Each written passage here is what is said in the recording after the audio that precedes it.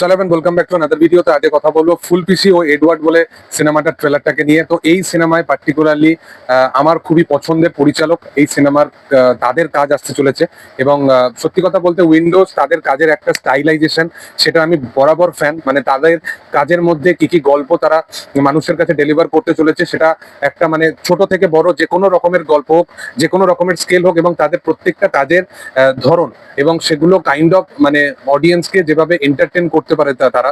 তো আমি বারবার এই কথাটা বলি যে উইন্ডোজের সিনেমা আসলে কোনো আলাদা রকম করে কোনো সোশ্যাল মিডিয়া ক্যাম্পেইন চালানোর দরকার নেই।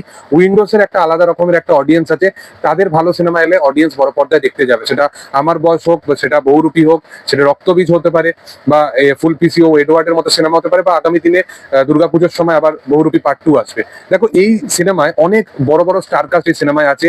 অর্জুন চক্রবর্তীর মতো অ্যাক্টর থেকে শুরু করে সোহিনী সেনগুপ্ত, রাইমা সেন, সৌম্য, তারপরে এখানে ঋষভ। তো এরকম একটা মাল্টি স্টারার একটা ফিল্ম, এবং সিনেমার যে কনসেপ্টটা, যেখানে একটা জমিদারের ক্যারেক্টার প্লে করতে চলেছে এখানে অর্জুন চক্রবর্তী নিজে।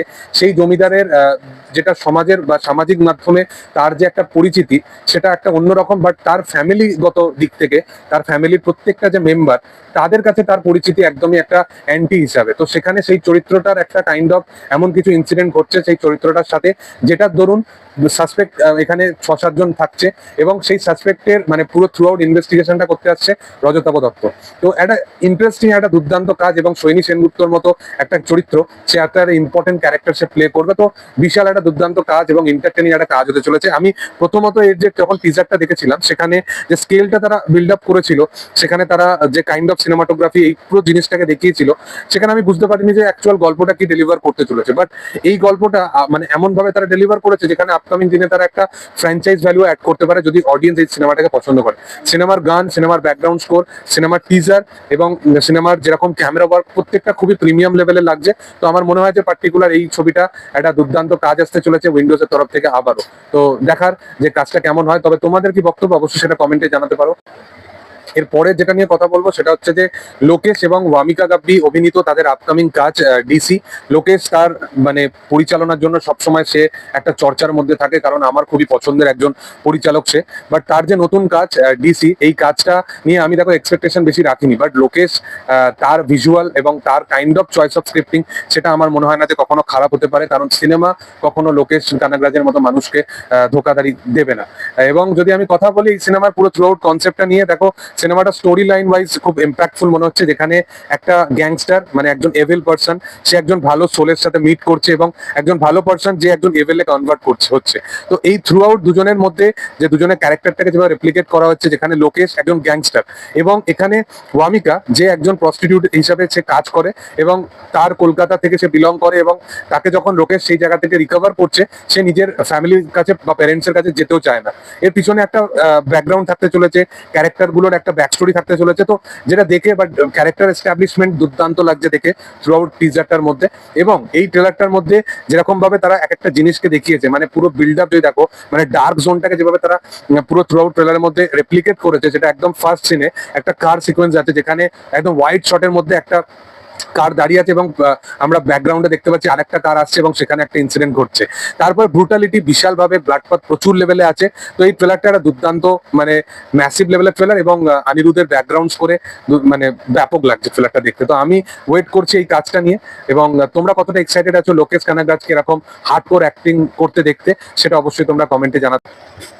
এর পরবর্তী কথা বলবো বিক্রম চ্যাটার্জি অভিনীত তার নতুন কাজ, যেটা জি5 এর তরফ থেকে আসতে চলেছে। কাজটির নাম হতে চলেছে তার কাটা বলে, এবং এই কাজটা বিক্রম চ্যাটার্জিকে যেভাবে প্রেজেন্ট করেছে পরিচালক, সেটা দুর্দান্ত। দেখো এটা যদি কোনো আউট এন্ড আউট সিনেমা হতো তাহলে ব্যাপক লাগতো জিনিসটা দেখতে।